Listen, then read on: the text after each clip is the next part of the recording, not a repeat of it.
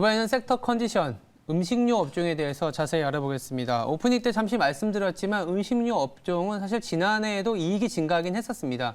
순이익 기준으로 한 20% 정도의 성장을 보였지만 워낙 코스피 200 전체가 100% 넘는 이익 성장이 기대되다 보니까 상대적으로 수익률이 좀 부진했었는데, 그러나 올해는 시장 전체는 역성장이지만 또 음식료는 7% 내지는 10%가 안 된 수준까지 또 성장을 할 거라고 기대되고 있습니다. 자세히 볼 필요가 있는데요. 이분 모시고 자세한 얘기 나눠보겠습니다. 김정욱 메리츠증권 음식료 담당 애널리스트입니다. 안녕하세요. 안녕하세요. 네. 사실 저도 아까 이제 데이터를 오프닝 차트를 만들려고 보다 보니까 실적 자체가 음식료 업종이 이렇게 낮은 건 아니더라고요. 네, 맞습니다. 그로스 자체가 좋긴 하는데 워낙 그 수익이 좀 큰 업종들이 작년에 많다 보니까 상대적으로 조금은 뭐라고 할까요? 부진했다고 보는데, 아직까지도 저희가 바로 전 시간에서도 어떤 얘기를 했냐면, 야, 이거 우크라이나가 침공을 당하면 또 소매 가격 올라가는 거 아니야. 거기다가 다음 주에 FOMC에서 금리를 어쩌면 또 올릴 수 있다는 얘기까지 나오다 보니까 달러가 강해지고 금리가 올라가고, 그럼에도 불구하고 유가나 농산물 가격이 이게 잘 안 떨어지고 있다는 거죠. 그러면 음식료 업종에서는 야, 이거 가격은 올렸지만 비용 부담이 이것도 만만치 않겠는데 하는 생각을 하거든요. 네. 이거부터 한번 풀어볼까요? 네. 말씀을 드리면은 곡물가와 음식료 좀 반대로 움직입니다. 네. 그래서 음식료가 좋았던 시기, 2003년도에 1차 랠리, 당시에도 곡물 가격이 하향 안정화되면서 가격 인상분이 반영됐기 때문에 실적 개선이 나왔고요. 네. 2년도 두 번째 랠리에서는 곡물 가격이 급하게 떨어지면서 11년, 12년 가격 인상 성공 기업들을 중심으로 또 실적 개선이 나오는 게 11년부터 15년까지 또 장기 랠리를 만들었습니다. 지난해부터 기억하시겠지만 대규모 가격 인상들이 많이 있었습니다.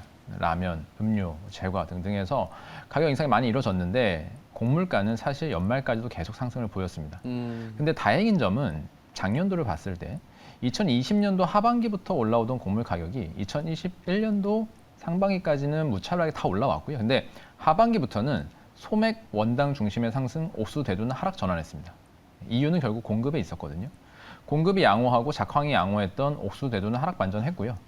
소맥 원당이 이 악화된 기상 환경을 인해서 여전히 좀 영향을 받으면서 추가 상승을 이어갔던 부분이 전체 지수를 끌어올리긴 했습니다. 그래서 곡물 가격은 사실 지난해 하반기까지 계속 올라왔었고 올해 상반기에도 아직 꺾이지는 않았거든요. 그래서 올해 볼 수 있는 포인트는 뭐냐면 결국 저는 공급이라고 보고 있습니다. 말씀하신 유가라든지 또는 암모니아 등 해서 비료 가격 상승까지 우리가 우려 요인들은 있지만 결국 중요한 건 핵심은 공급이다. 그래서 지난해 하반기부터 공급이 양호했던 곡종들은 빠지기 시작했고요. 올해 봐야 될 부분은 4월, 미국의 작황이 시작되는 4월에 기상이변 여부가 올해 또 공급을 결정 지을 거고 그 부분이 또 가격 변수를 만들 겁니다. 그래서 우리가 이제 음식료를 볼 때 곡물가 하락을 포인트로 본다라면 아직은 시기적으로 좀 이를 수가 있고요. 지금보다는 4월 이후에 기상 상황에 따라서 곡물가 하락 전환 기대해보자. 그때는 말씀하신 음식료 성장 영업이 7%라면 여기서 또 10%, 15%까지 올라갈 수 있는 그런 모멘텀이 된다라고 좀 보고 있습니다. 일단은 핵심은 이제 공급인데 네. 시간이 조금 남아있네. 미국의 어떤 작황이 굉장히 중요하다 보니까 맞습니다. 그걸 보자는 얘기였고요. 이런 부분들을 감안해서 사실 지난해에 농심이나 오리온 등 이제 가격 인상이 좀 있었어요. 네, 맞습니다. 그러면 이제 시청자분들이 궁금한 건 가격 인상이 했으면 그게 언제 실적으로 소위 말해서 찍히는지 그게 궁금할 수도 있거든요. 네네. 그게 언제부터 반영이 될까요? 가격 인상이 특히 농심, 오리온 이런 기업들이 지난해 보면은 상반기 내내 원가 상승 부담을 겪었습니다. 맞아요. 그리고 뒤늦게 인상에 성공을 해서 인상한 게 농심 같은 경우도 3분기 거의 말부터 반영이 되기 시작했고요. 오리온도 본격적으로는 4분기 초부터 반영이 시작됐습니다. 그렇기 때문에 지난해 가격 인상분은 올해를 본다라면 22년도에는 농심, 오리온 모두 1분기, 2분기, 3분기까지도 실적 효과를 누릴 수가 있고요. 근데 말씀드린 것처럼 곡물가 하락은 아직 본격화되지 않았기 때문에 곡물가 하락이 나올 경우에 우리가 또 체감할 수 있는 실적 개선은 또 하반기에 더 두드러질 수 있겠다라고 기대를 하고 있습니다. 이 곡물가 관련해서는 특히 이제 농심 같은 기업을 봤을 때 특징은 밀가루 가격이 올라가게 되면 밀가루 상승분 부담 가지고 라면 가격 올리는 거거든요. 근데 밀가루 업체들은 더 원재료 따내는 소맥을 가지고 밀가루를 만듭니다. 그래서 밀가루 업체들은 작년에 소맥 가격이 많이 올랐기 때문에 밀가루를 인상했고 밀가루 인상에 연쇄적으로 라면 가격이 올라온 거거든요. 그럼 지금은 밀가루를 한번 올라왔기 때문에 고정돼 있고요. 소맥이 더 올라온 부분은 이제 밀가루 업체들이 부담을 합니다. 농심한테 부담이 되는 게 아니라 그 전방에 있는 밀가루 업체들이 지금 부담을 지게 되고요.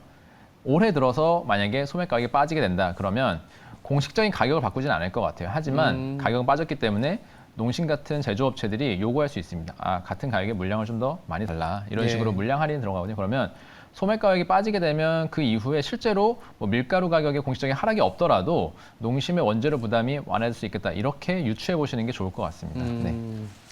그렇다면은 지금 뭐 작년에 올렸던 가격 인상이 당장 곡물가가 하락하는 부분은 아니지만 맞습니다. 1분기부터 시납으로 이제 반영이 될 거라고 보면 음식료 업종 투자 시기는 뭐 어떻게 잡아야 될까요? 아, 저는 지금부터도 괜찮다고 보긴 하는데.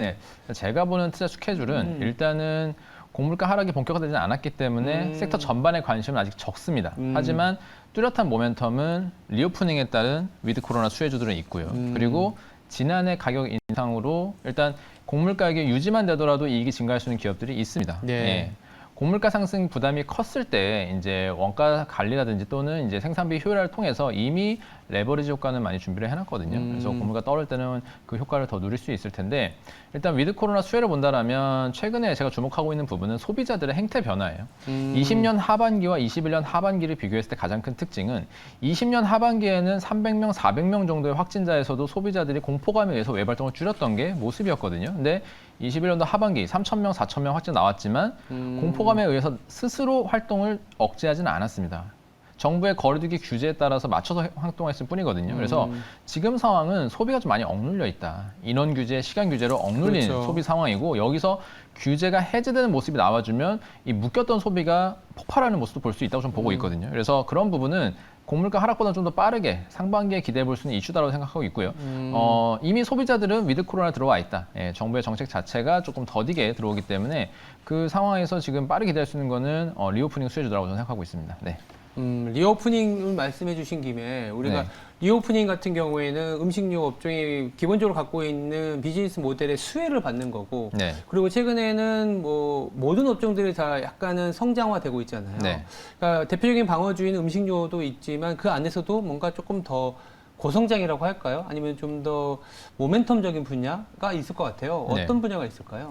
음식료의 성장을 분해해 보면 결국 P, Q 그다음에 이제 코스트로 나눠서 이제 분해해 볼 수가 있는데요. 네. 프라이스 같은 경우는 지난해 가격 인상을 많이 했죠. 그래서 올해 추가적으로 인상하는 기업이 있겠지만 지난해보다의 그 개수는 좀 줄어들 걸로 보고 있습니다. 그래서 P에 대한 관심은 조금 줄여도 된다고 생각하고 있고 결국은 저는 Q라고 생각을 하고 있습니다. 네. 음식료가 필수 소비재이기 때문에 수량 성장이 그렇게 녹록지는 않습니다. 그렇기 때문에 오히려 수량 성장이 나올 때 시장에서 주목하는 경향이 있고요. 네. 밸류에이션도 더 리레이팅 받는 경향이 있습니다. 그래서 저는 일단 국내로 한정져서 본다라면 마켓시어 변화는 또 나올 수 있다라고 보고 있고요. 2019년 테라와 진로를 출시하면서 맥주와 소주 시장에서 마켓시어를 올리던 하이트진로가 코로나를 통해서 좀 주춤한 모습입니다. 20년, 21년도에 고생을 많이 했고요.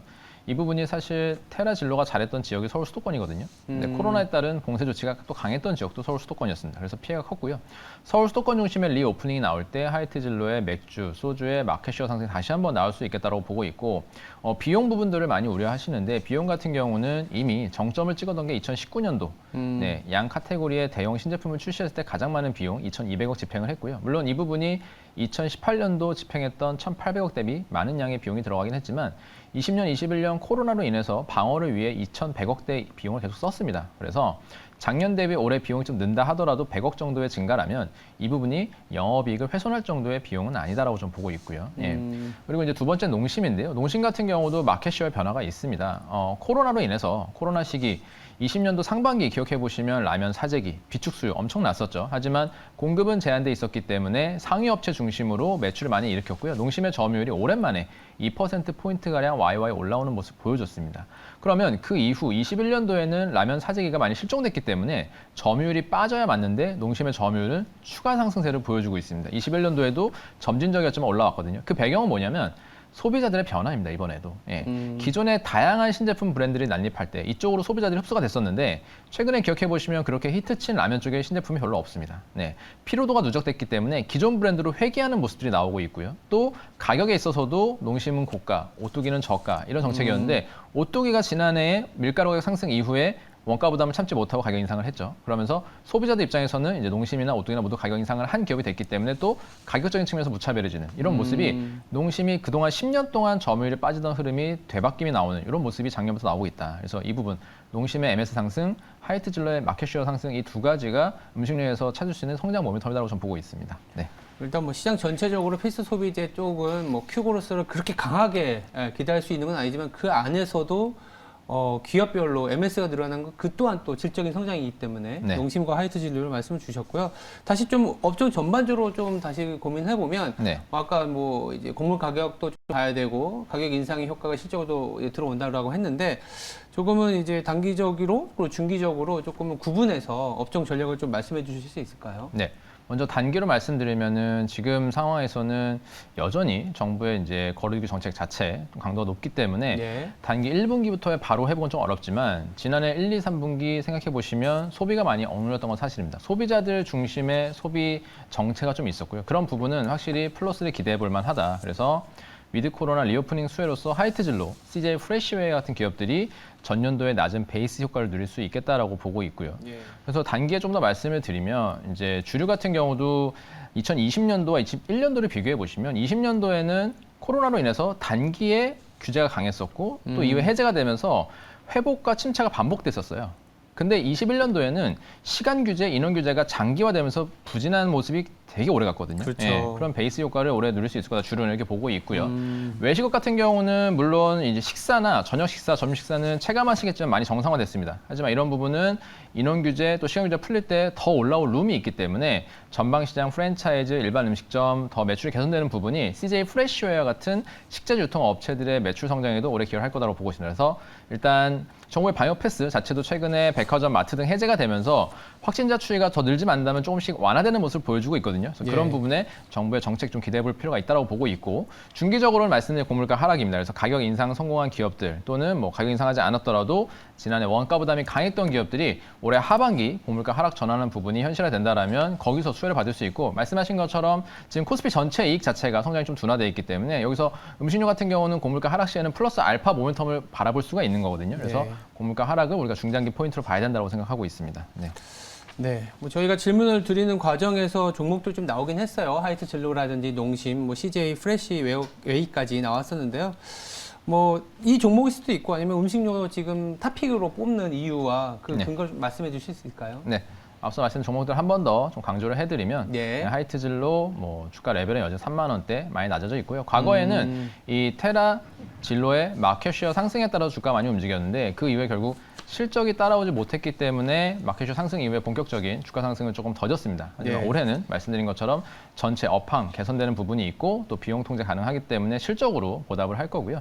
농심 같은 경우도 장기간 2015년 짜왕 맛짬뽕 성공 그리고 코로나로 인한 일시적 영업이익 성장 이후에는 계속 영업이익 감소하는 정체된 모습이었습니다. 그래서 오랜만에 전년비 30% 이상의 영업이익 증가를 올해는 기대할 수 있거든요. 그래서 예. 영업이익 증가 효과가 가시화되는 이런 부분이 주가 모멘텀이다. 그래서 두 종목 탑픽으로 말씀드립니다. 네. 알겠습니다. 음식료 올해 성장도 나오고 거기다가 여러 가지 억눌렸었던 그리고 정책이 정상화된다는 건 또 일상이 정상화되는 부분들이기 때문에 하이트 진로와 농심 중심으로 음식료 살펴보는 것도 나쁘지 않은 전략인 것 같습니다.